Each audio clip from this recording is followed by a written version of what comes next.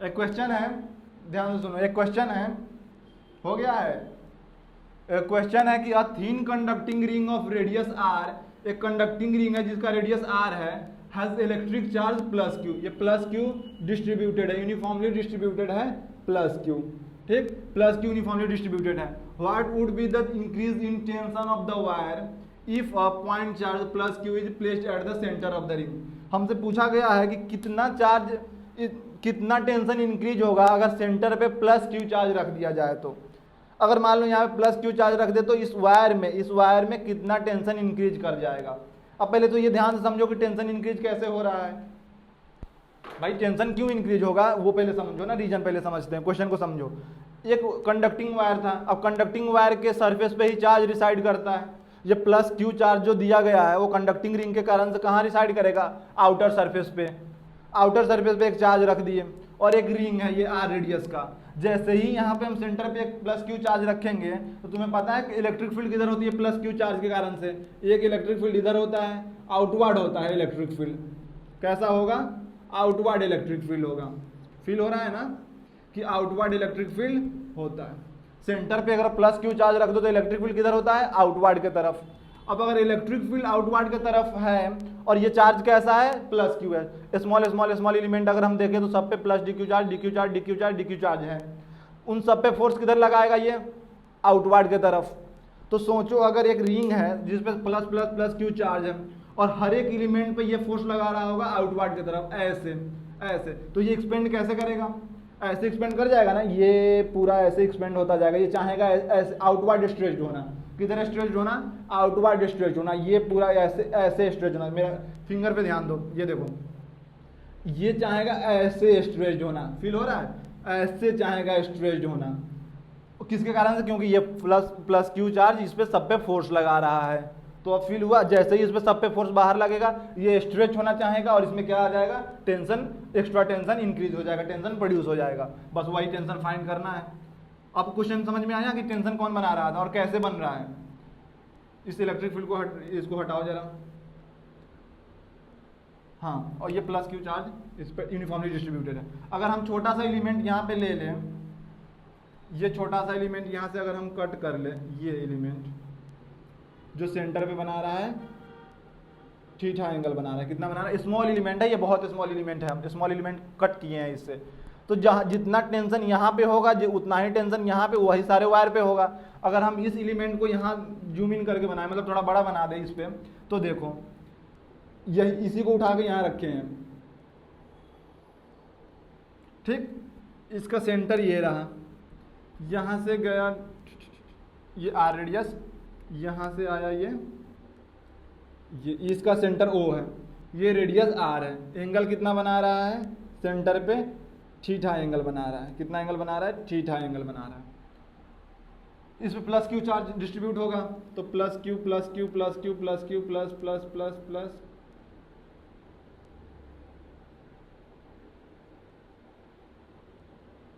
ठीक, plus Q charge होगा।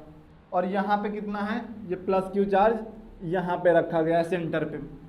अब जितना टेंशन इसमें यहाँ पे प्रोड्यूस हुआ है वही टेंशन पूरे रिंग में रह जाएगा, ठीक। तो ध्यान से देखो, और इस पे चार्ज कितना होगा, ये होल पे चार्ज था प्लस क्यू, तो यहाँ पे कितना चार्ज होगा, सिर्फ यहाँ से यहाँ तक क्यू डैश ले लेते हैं, उस पर कितना ले लेते हैं, क्यू डैश।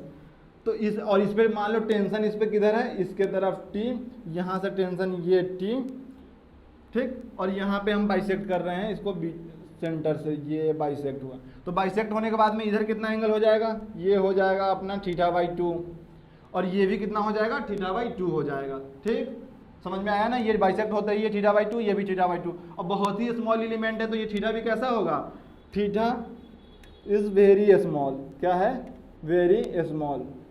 थीटा क्या है, बहुत छोटा है, स्मॉल है। अच्छा, ये क्यू डैश कैसे निकलेगा, अगर ये क्यू डैश निकल जाए तो हम आराम से कह सकते हैं कि जो फोर्स अपवर्ड लगा रहा होगा ये प्लस क्यू चार्ज, उसको ये दोनों टेंशन बैलेंस करेगा। कैसे, तो यहाँ पे एक लाइन अगर हम ड्रॉ करें तो ये θ/2, तो ये कितना हो जाएगा, θ/2। तो ये 90 डिग्री माइनस θ/2 और ये फिर से θ/2। तो ये इस टी टेंशन का इधर वाला कंपोनेंट को क्या कहेंगे, टी कॉस θ/2। सेम उसी तरह इस टेंशन का ये वाला कंपोनेंट कितना हो जाएगा, टी कॉस थीटा बाई 2 और डाउनवर्ड वाला दोनों कंपोनेंट कितने हो जाएंगे, टी साइन थीटा बाई 2, इधर हो जाएगा टी साइन थीटा बाई 2, ठीक। और इसके कारण इसमें फोर्स अपवर्ड की तरफ, फोर्स किधर लग जाएगा, अपवर्ड की तरफ। अगर हम देखें तो टी कॉस थीटा, ये टी कॉस थीटा को क्या कर देगा, कैंसिल आउट कर देगा। तो इस पे, इस पूरे छोटे एलिमेंट पे, छोटे से एलिमेंट पे कौन कौन से फोर्स लग रहा है, इसके कारण फोर्स आउटवर्ड, और ये टी साइन थीटा टेंशन के कारण डाउनवर्ड। तो हम यहाँ पे लिख सकते हैं कि 2t sine theta by 2 equal to K Q, और इस पे Q dash upon R square, ये हुआ। यहाँ से हम t फाइंड कर सकते हैं, लेकिन ये क्यू डैश कितना है वो पहले फाइंड करो कि ये क्यू डैश कितना है।